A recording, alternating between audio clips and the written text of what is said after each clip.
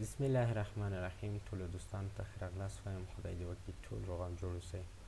په تېره ویډیو کې موږ HTML سټرکچر ویلی و. نن راځو هلته ډیټا تطبیق کوو. HTML سټرکچر کې موږ ډیټا تطبیق کوو. هیډر ټاګ وایو. نن راځو تېر کلاس کې موږ کوم کار کړی و هغه باندې رایټ کلیک کوو، براوزر خلاصوو، ویژوال سټوډیو ویس کوډ. راځو براوزر هم رن کوو. پرون یې کار کړی و. نن راځو هیډر ټاګ وایو. هیډر ټاګ یا عنوانونه وایي چې څنګه موږ یو عنوان راوړلی شو. نو موږ سره شپږ رقمه هیډر ټاګ دي. شپږ ډوله هیډر ټاګ موږ لرو. په اسانۍ سره به موږ انشاءالله نن په دې باندې بحث کوو او کره کره به عملاً وایو. اول چې دا هیډر ون ده، دلته هیډر ټاګ چې دي په دوه قسم لیکل کېږي چې یو اوپن دی او کلوز ده. لومړی چې دا موږ هیډر ټاګ چې دلته لیکو H1 هیډینګ ون هم کلوز ټاګ لري هم اوپن ټاګ لري. که چېرته موږ کلوز ټاګ وار نه کړو دلته زموږ سره دا نه لیکل کېږي، هېڅ شی هم نه رن کوي. دا چې دا هسې همداسې رن شو بغیر که چېرته موږ او تاسو دا په CSS کې اکسس کوو، موږ CSS کې H1 نشو اکسس کولی ځکه چې کلوز ټاګ نه لري. د دې لپاره موږ راځو اصل کې دا که په بډي کې موږ همداسې ټکس هم ولیکو، مثلا یو ټکس هم ولیکو په بډي کې، دا هم رن کېږي.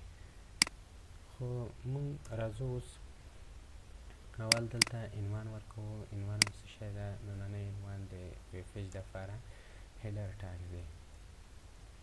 هیډر ټاګز راځو اول چې دا موږ لرو HTML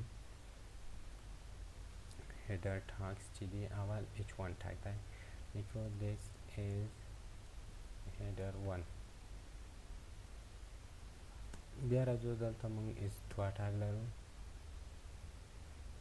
this is header 2. په دې پسې راځو بیا موږ H3 ټاګ لرو.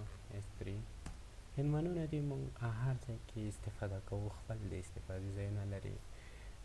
دا راځو this is header 3.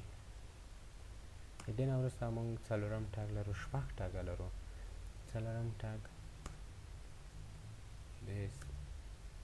this is header 4. راځو پنځم ټاګ this is header 5. او لاست ټاګ چې دا هیډر شپږ په نامه باندې هیډر this is header 6. موږ سره شپږ ټاګونه دي، شپږ ډوله فارمټ لري. لکه اول ټاګ چې دا غټ ده، د غټ عنوان لپاره فکر کېږي موږ سره هیډر. دویم چې دا د هغه نه یو څه کم ده. دریم چې دا نارمل ټکس ده. څلورم او پنځم او شپږم موږ دغه په ویب پیج کې خپل ځای کې استفاده کوو.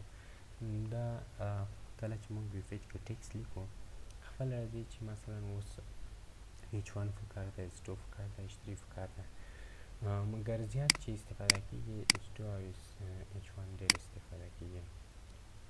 دا هم ډېر استفاده کېږي. اوس راځم زه مثلا دلته لیکم چې H7 ټاګ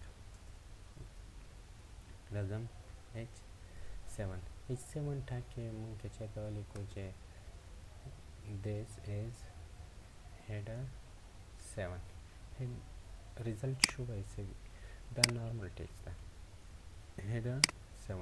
header 7 ځکه چې موږ سره هیڅ نشته.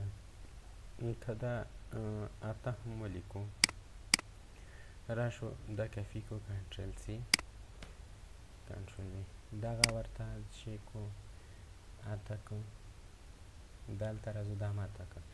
دا هم نارمل ټکس ده ځکه چې موږ سره هیڅ د شپږو نه پورته ټاګ نه لرو. د ټاګز لپاره د شپږو ټاګونو لپاره اسانه طریقه څنګه ده چې موږ او تاسو ټایپ کړو. اوس راځو یو ټایپ کوو، هغه ډېر مشکل مثلا جوړوي. د دې لپاره موږ لیکو چې H1 ملټیپلیکیشن وایو ضرب د څو سره شپږ دا موږ سره په اسانۍ ډول شپږ ټبونه راغلي. هر یو منځ کې راځو موږ اوس څه کوو ټکس په اسانۍ سره لیکلی شو.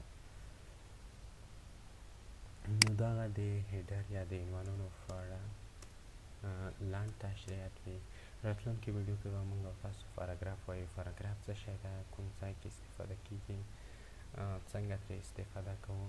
تر بلې ویډیو پورې د خدای په امان، امید چې تاسو په دې ویډیو باندې کار وکړئ. تر بلې ویډیو پورې د خدای په امان، الله مو مل شه.